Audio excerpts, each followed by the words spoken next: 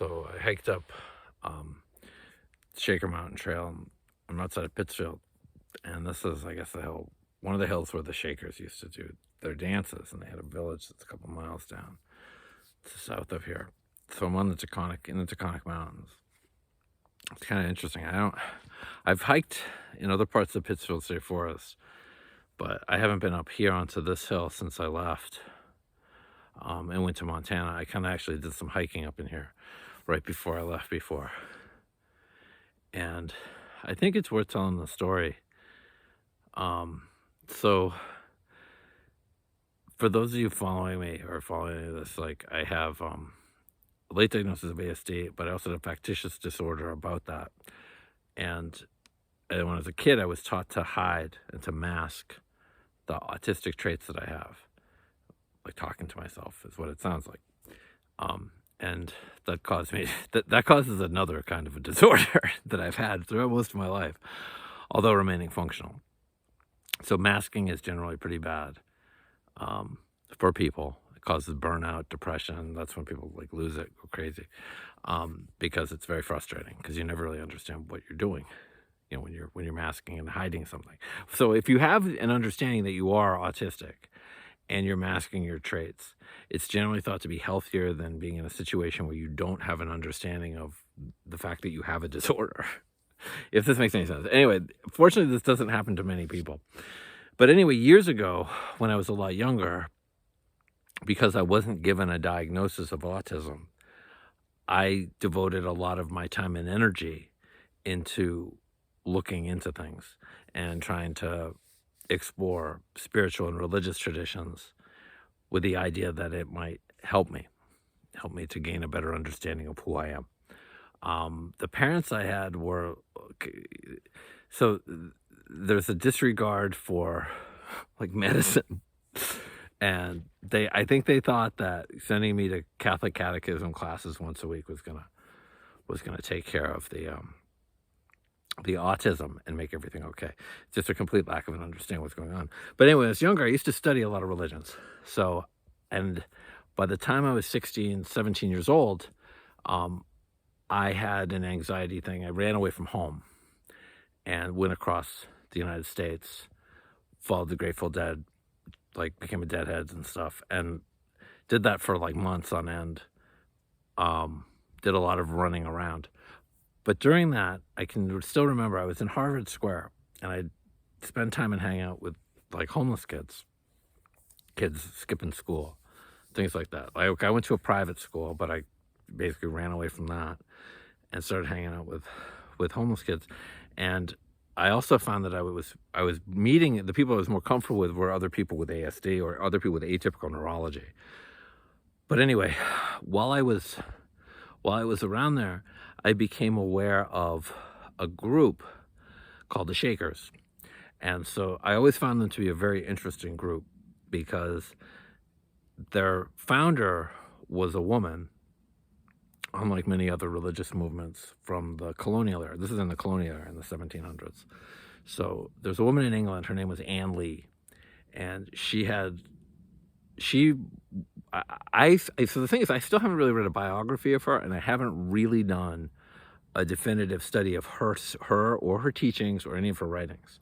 But I've always been fascinated by the idea that she had it within herself to declare that she was Jesus's sister.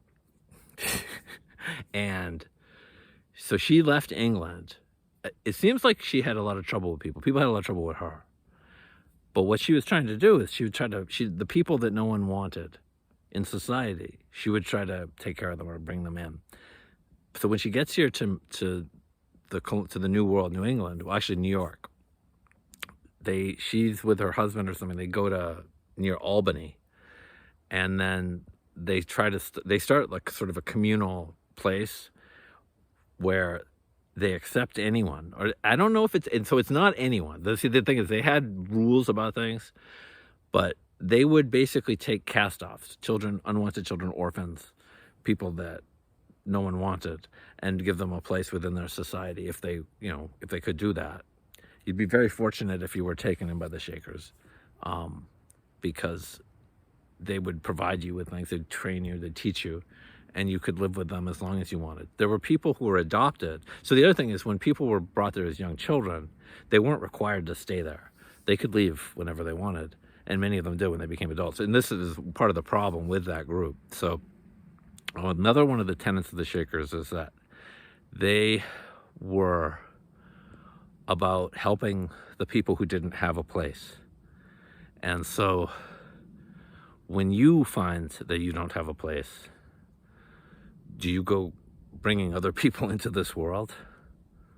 Why would we do that? And it's not a hateful thing.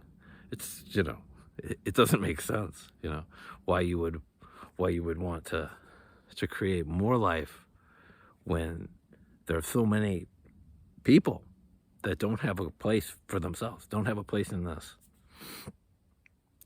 But when I was younger, when I ran away from home, I can remember I had this, and this is when I was 17, 18 years old. I was reading about a lot of these religious things. I was reading the Bhagavad Gita, reading Buddhist Buddhist texts, not textbooks, but Buddhist, books about Buddhism, Hinduism. I think I read the Quran, the Bible, other things just about religion in general, other different religions. But the Shakers always really struck me because of just the nature of who they were. And they were tolerated because there was no one else who was helping orphans, people who were disabled, people who could still function but needed a group. And so at one point in time, I believe there were 100,000. There were hundreds of Shaker communities. And I don't know how they all functioned. Somebody will come along and say that it was just a horrible nightmare. You could probably twist it around and have it however you want it to be. But I've always thought that it was weird, because when I was younger, it was if that had been here, that's where I would have gone. That's probably where I would have ended up, is here. And now in 2023, there really aren't any Shakers anymore. There are no more Shaker communities. So, did I come too late? What am I getting at? It was a different time and a different place, that whole movement. But I think it's worth understanding. And when we look at our society and look for ways to change things, solutions don't always involve people getting rich. It's about taking care of each other and taking care of other people. And that there are people in the world who are good enough who will go out of their way to try to rescue you and try to find where you are and help you. But it's something about that whole establishment of a community and a group in this modern era, when everybody's so incredibly distrustful of any sort of belief system. Beliefs have become toxic. Having beliefs in anything has become toxic and has become an impediment to really doing much of anything. If you express any sort of belief, all it does is sort of identify you to an opposition. And the opposition is now weaponized and ready to go after you because you disagree with them, regardless of what it is. And if you've got a lot of you, then maybe you're lucky. 2023. So yeah, up here on the ridge. Now there's kind of one other aspect of the Shakers that is a little darker. So this village in Pittsfield, I can't speak to Waterlivet, because there were the other major ones where Anne Lee herself actually lived in the 1780s, 1770s. I believe she passed away when she was 45. She led a very tragic life as well. She never was able to, all of her children died. I think she had 4 or 5 children, and they all died shortly after being born or while being born. And it was always, I think, very sad. So she always, and that might get into her psychology as well, what was going on with her. She felt a tremendous need to take care of others, or take care of the children that she could never actually raise. Truly tragic. But she was an inspiration to a lot of people as well, and made the lives of many, many, many people better than they would have otherwise been. So And so she passed away, and then there was a period where no one sort of was into the Shakers, and they kind of, but there were still groups. But she, I guess, had prophecies, or she had something that after she died, it only made sense after she died. So after she died, everybody's like, whoa, she really was onto something, so we better get back this thing. We better get the band back together, start the Shakers again, because she was right about all this other stuff. Something like that. But, yeah, so. Yep, just me, myself, and I up here on the Holy Mountain today. Not gonna be doing any long line dances. So yeah, the Shakers would do these really big dances, and they would do them on the top, like up here on this hill that I'm on right now, which I believe was called Holy Mountain. There's Holy Mountain here. There's another one, Smith Mountain, Doll, and these are hills. This is in the Taconic Mountain Range, so these are all very flat topped. Which brings me to another thing: is this area of Western Massachusetts and Southern Vermont. I really have a very strong feeling that there was a lot more here in terms of structures before the colonial era, and I've yet to do enough historical. I mean, I would really like to learn more about the Native American cultures in Western Massachusetts and Southern Vermont. And I haven't fully done that. So yeah, I was going to start something like that. I'm not going to even do it because I don't know enough to really even. So I said all that stuff about the Shakers, but I'm not going to get into that stuff because I really don't know enough about it to really make anything. I wouldn't put anything on the internet. But yeah, Doll Mountain is the mountain right next to Holy Mountain, and then within 30 miles north of here. So there's a hill here in this little group near this Shaker community. That's Smith Hill or Smith Mountain. I think it's Smith Hill, Doll, but I think it's Doll Mountain. I can't remember. But anyway, north of here in Reedsboro is where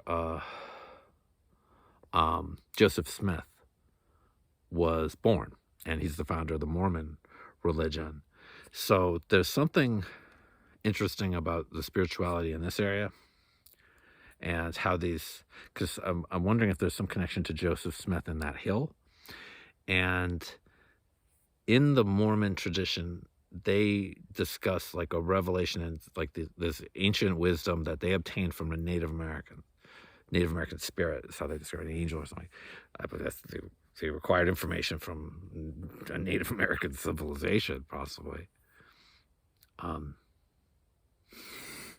Anyway, I've thought that for a while. That I don't mind putting out there. Yeah. So yeah, it would have been about 3 or 4 day hike up to where Joseph Smith was from here. About 3 or 4 days. About a week. And then west of here to Albany, about another week to where Ann Lee had her at Waterlivet, near outside Albany, where she was. So yeah, so like just to recap, so this story is really about how when I was a teenager and I ran away from home, I was always trying to find my way to something like that. And maybe it's good I didn't, because I would have found something that wasn't, that really was nothing like that. There really wasn't people who gave a damn about people. There's something way worse.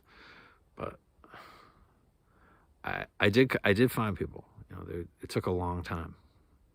I think that's the other thing is like what I have makes me different in terms of like at this stage of the game, just because of I think how I was raised, I'm way out of sync with like understanding things sometimes. You're like, wait, so it took you 46 years to figure out that you're retarded. Yeah. Yeah. So the last of us out here. And there is a group, I believe, up in Maine. I mean, the thing is, so like, I'm not trying to reach out to that group. It's kind of one of those things where it existed as sort of this concept in my mind. And like when I came out here to Pittsfield, I felt drawn to these hills, and it's hard to explain, Because in many ways, like, I feel like an orphan. I feel like nobody really raised me at all. I just sort of raised myself. The kindness of strangers. Kindness of strangers. So, yeah, it's getting late. It's like about 4 or 5. I think it's Easter tomorrow. So we'll see how that goes tomorrow. I don't go to church anymore. Yeah. So, but happy devotional practices that you enjoy doing at this time of year. It's the springtime.